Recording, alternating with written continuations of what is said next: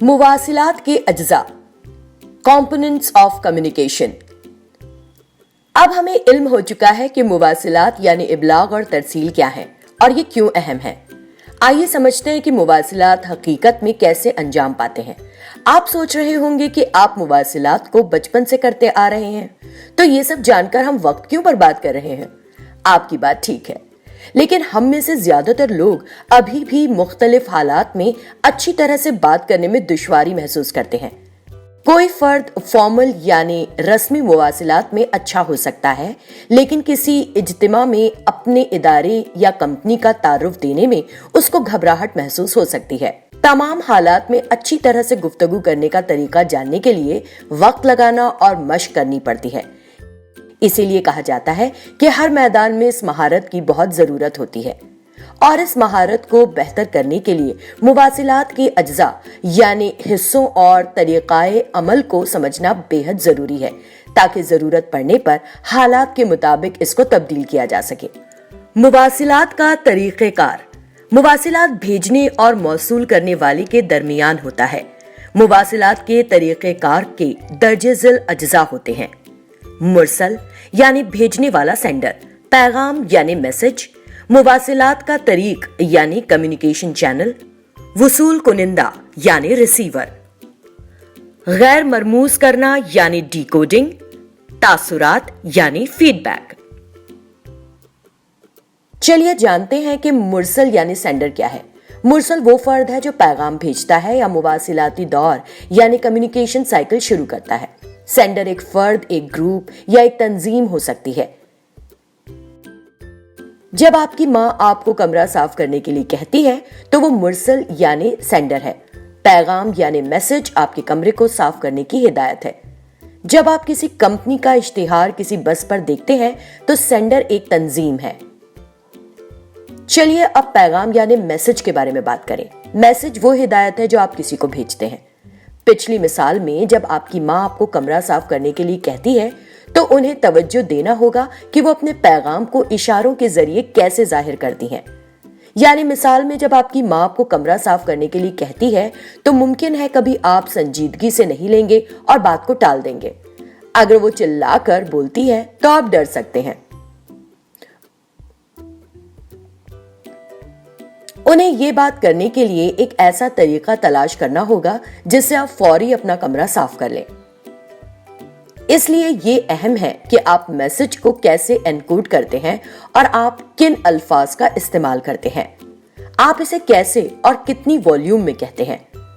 आपके चेहरे के तासुरात वगैरह सब अहम हैं। चलिए अब बात करते हैं मुवासिलाती दौर यानी कम्युनिकेशन चैनल की। वसाइल यानी सोर्स और रिसीवर के दरमियान मैसेज भेजने के अलग अलग जराए हैं और इन जराए को चैनल कहा जाता है। मिसाल के तौर पर टेलीविजन के बारे में सोचें। टेलीविजन मैसेज के दो तरीकों को जोड़ता है, ऑडियो सिग्नल जिसे आप सुनते हैं और वीडियो सिग्नल जिसे आप देखते हैं। ये दोनों तरीके मिलकर नाजरीन तक मैसेज पहुंचाते हैं। इसी तरह जब आप बोलते हैं या लिखते हैं तो आप अपने मैसेज का इजहार करने के लिए एक तरीक यानी चैनल का इस्तेमाल करते हैं। स्पोकन चैनल में आमने सामने की गुफ्तगू, तकरीर, टेलीफोन पर गुफ्तगू, रेडियो वगैरह शामिल है।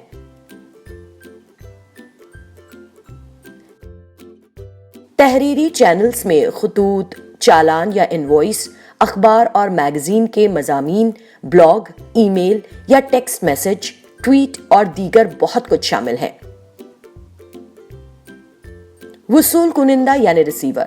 रिसीवर की शक्ल में आप सुनकर, देखकर, महसूस करके, जायका लेकर या सूंघकर मैसेज वसूल करते हैं और सोच समझकर या ला इल्मी में मैसेज को समझते हैं।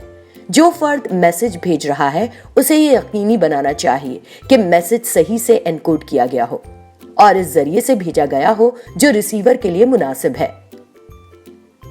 अगर कोई फर्द सुन नहीं सकता है तो सेंडर ऐसे फर्द को वॉइस कॉल के जरिए मैसेज भेजने का इंतखाब नहीं कर सकता। ऐसी सूरत में आमने सामने या बसरी गुफ्तगू बेहतर होगी। गैर मरबूज करना यानी डिकोडिंग। मैसेज हासिल करने के बाद रिसीवर को इसका मतलब निकालना होता है। پچھلی مثال میں جب آپ کی ماں سختی سے آپ کو کمرہ صاف کرنے کو کہتی ہے تو آپ اس میسج کے درج ذیل مطلب نکالتے ہیں۔ ان کے سخت الفاظ سے آپ سمجھ جاتے ہیں کہ آپ کو اپنا کمرہ صاف کرنا ہی ہوگا۔ ان کی آواز کے لہجے سے آپ سمجھ جاتے ہیں کہ آپ ٹالیں گے یا انہیں سنجیدگی سے نہیں لیں گے تو وہ خوش نہیں ہوں گی۔